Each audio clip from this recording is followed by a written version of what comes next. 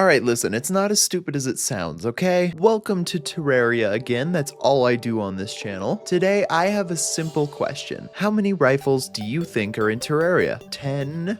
Maybe 15?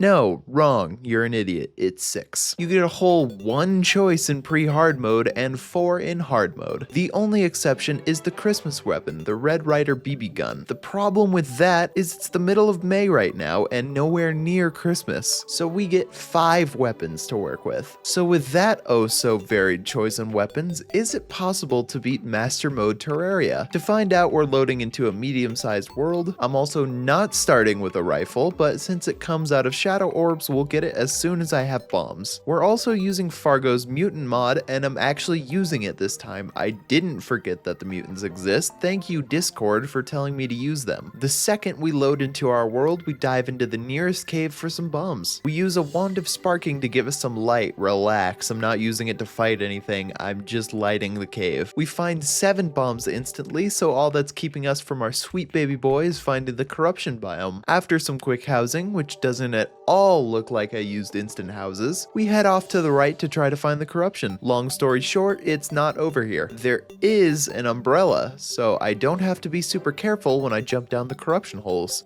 Ah shit, whoops. Night falls pretty fast, so we just wait it out. Trust me, I cannot be bothered trying to do corruption stuff at night. I'd rather explode on the spot. Daytime, we're heading off to the left and the screen almost immediately turns purple. I pray to God I get this playthrough done fast enough to not have to contaminate this shit. This is just a bad omen, isn't it? Head down the shaft, toss the dynamite, explode the corruption testicle, and get the gun. The arms dealer moves in shortly after, but I have no money, so we're working with a whole 100 bullets for a while. To compensate, we make ourselves a little hat. Very lovely. We are so fucking cool now. There's no way something could go wrong, right? We need fossils for armor, so it's time to ship off to the desert. What a great idea. We died. I lost count, but it's way over 10 times. And would you believe it if I told you that this isn't even the worst part? You see, to actually use the fossils, they have to be extractinated first. Not a problem, right? The extractinator's pretty common. All I gotta do is find houses underground and loot some chests. The extractinator is so common, I usually have tens of them by the end of my playthrough, but now I can't even find a single one. And not for lack of trying. By the time we actually find one, I've got thousands of fossils, and I've carved out probably half the fucking desert. This whole process also highlights the drawback of the musket and rifles in general. On paper, it's a high damage, high velocity weapon. Against bosses, it does its job exceedingly well. Against groups of enemies, we are so unbelievably fucked. Fun fact, this isn't even the first world I've done this on. This world is a restart because I couldn't find the damn extractinator on the last world. All of that totals together to 4 straight hours of digging around the sand with no health and armor to get one common item. Within this endeavor, we take a break in the middle to head off to find some other areas of the world to get some accessories. We find life crystals, double jumps, regeneration bands, Hermes boots, spore skeletons that decide to jump up my own ass. You know, the works. The classics even. Tossing down an instant elevator, we also managed to achieve max life before an extractinator, which, I mean, that's just insulting. We find another path to the desert near Hell and take the opportunity to search down there as well. Coin portals, chests, fossils, houses, but it's still absolutely nothing on the extractinator. We keep popping spelunker potions like it's Lexapro, finding so much until finally, after hours and hours of searching, we find...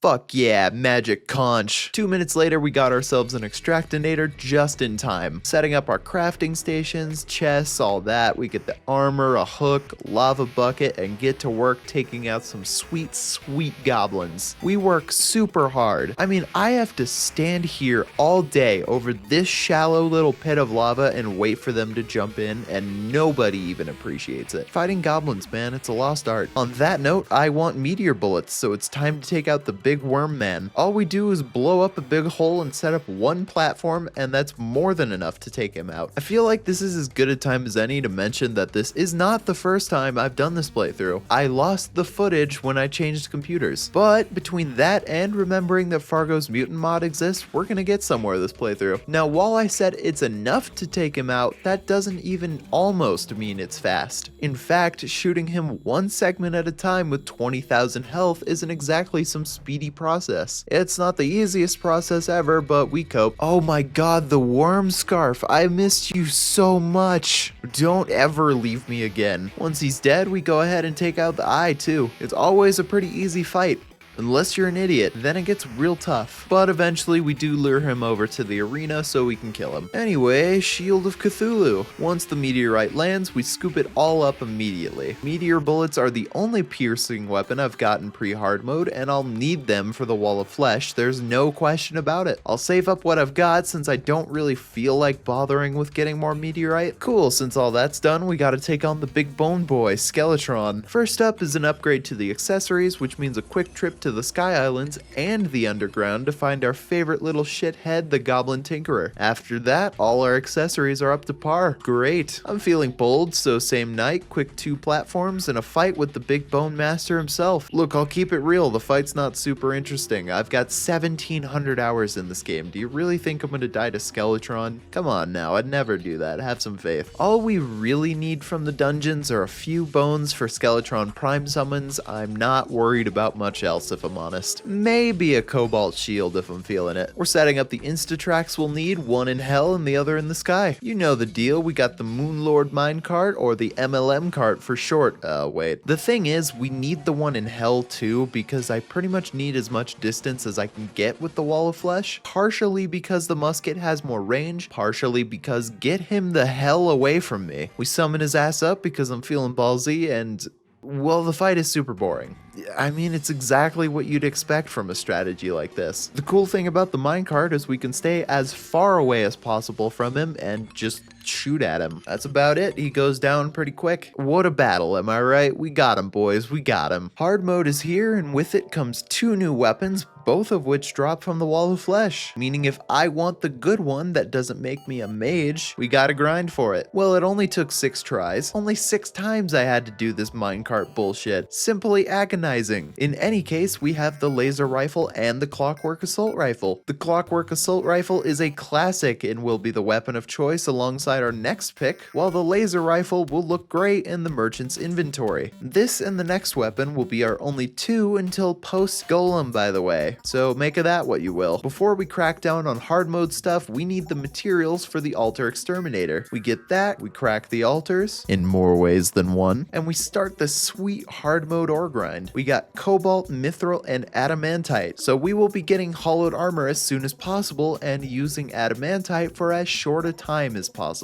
I'm way too lazy to kill Queen Slime though, so we'll just work with what we got. I love the hard mode ore grind, and I love Vein Miner even more. A disgustingly long task turned into a 10-minute grind. Ah shit. Armor done, we can turn our attention over to a couple of accessories. That and cursed bullets. And cursed darts. The next weapon's the dart rifle, if that wasn't obvious. The dart rifle is supremely good at tearing the ass of any boss in this game, I swear. It's also incredible at crowd control, and all things considered, we don't have a whole lot of that. My baby boy dart rifle, nobody can make me hate you. We toss down a quick mech arena since we'll need that. We take a city buster down the elevator for a quick underground clearing as well, mostly just to farm for mimics. Yeah, you take that shit, wizard. You stay in there. That's what you deserve. Honestly, I hope the torch god takes you out. Oh wait, fuck, the torch god. Oh shit. Anyway, mimic loot. We love to see it. The classic Star Veil acquired along with enough souls and cursed flames that even Mechdusa would be terrified. Those are going straight into Keys of Night to summon up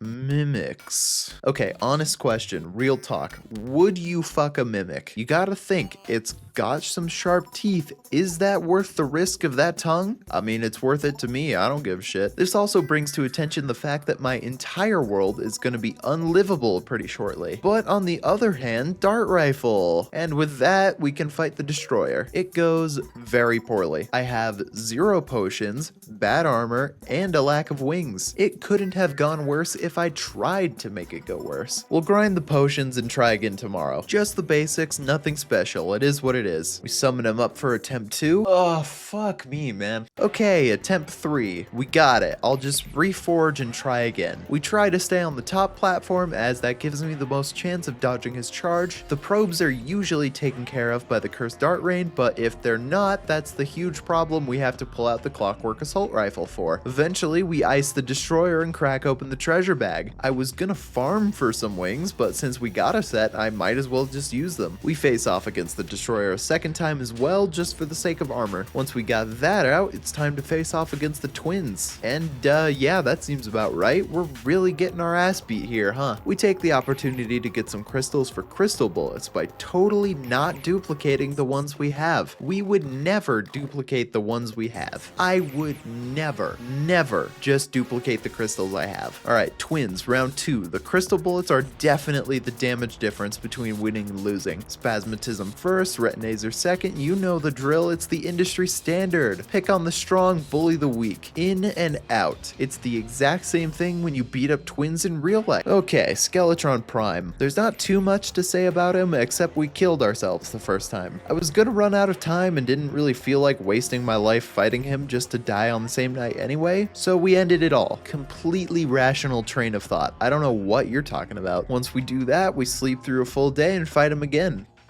Prime. You know, I feel like there's a reference somewhere that I could make, but I just can't quite put my finger on it. Well, anyway, nothing too tough about this fight. It just takes fucking forever, just way too long to even make sense. Even when we just focus on his head, it takes almost the entire night. I should have made frost armor. Another day. Well, time for a quick nap.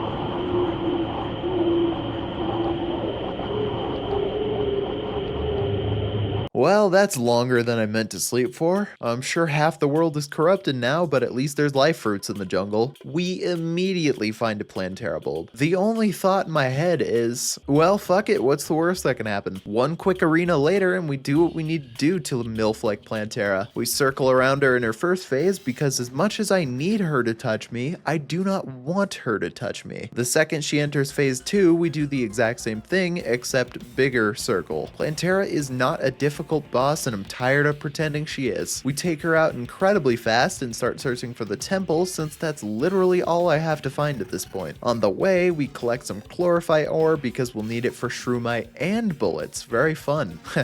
Hey look, it's Sigma. The temple is eventually located, so we plunder. I made a discovery while I was there that apparently I can just make boss summons out of boss summons. Turns out this is a feature of Fargo's mutant mod and it lets me summon bosses wherever I want. Would have been useful to know that I could do that earlier instead of having to buy them, but whatever. Live and learn. With that in mind, we take Golem to our Plantera arena and absolutely fucking bury him. I really don't need a whole lot of loot in terms of golems, so to everyone's dismay, there will be no golem bullying session this episode. Oh, come on, give me a break. There's more than enough of that to come, I promise. Relax. On that note, everything I'm wearing is about as outdated as it gets. To make matters worse, I'm only upgrading about half of it. Like I said, this is the second time I'm recording this playthrough, and I don't really feel like going through all the trouble again. I'm at a point where I'm not even worried about max life or potion upgrading. I'm getting a sniper rifle, ninja gear, shroomite armor, and we're moving to the endgame. The sniper rifle and ninja gear are pretty easy. See, something I neglected to mention in the shotguns playthrough was how I ended up actually getting the tactical shotgun, so I'll explain it now. Basically, killing some rare enemies unlocks a spawner you can buy for...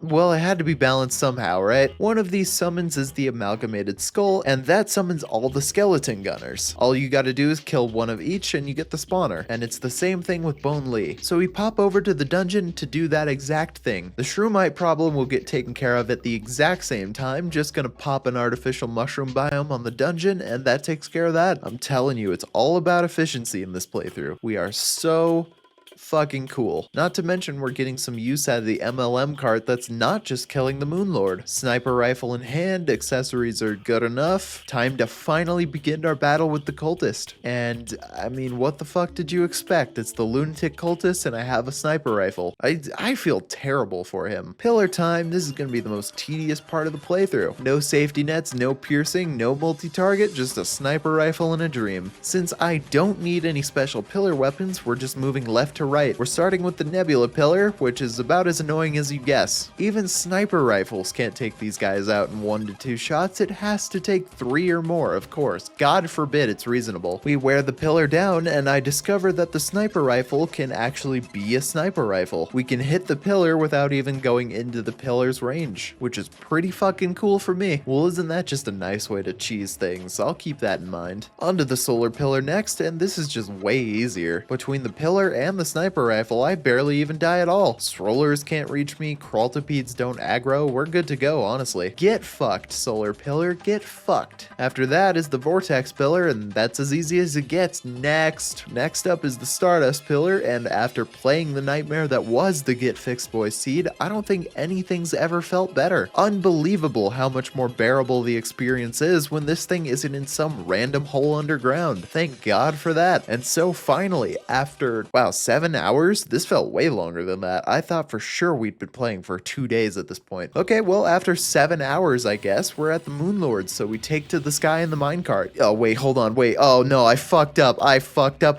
the nurse box. Oh, shit. Oh, God, he's jumping me. He's jumping my ass. Help. Okay, nurse box set up. The MLM card is complete. Let's do this shit. Please allow me to explain to you the genius of the MLM cart.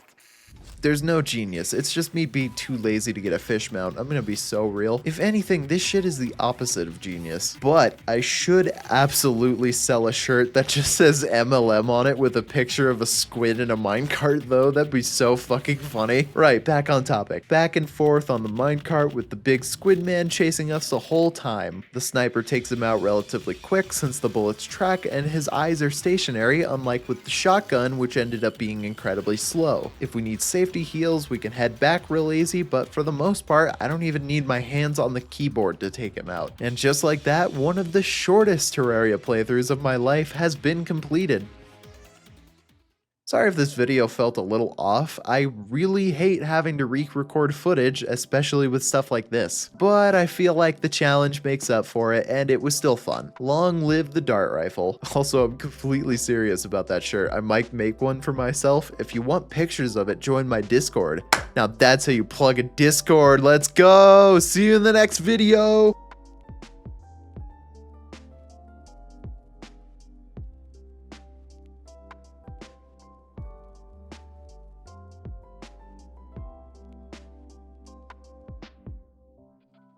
Also, like and subscribe and all that, but who cares?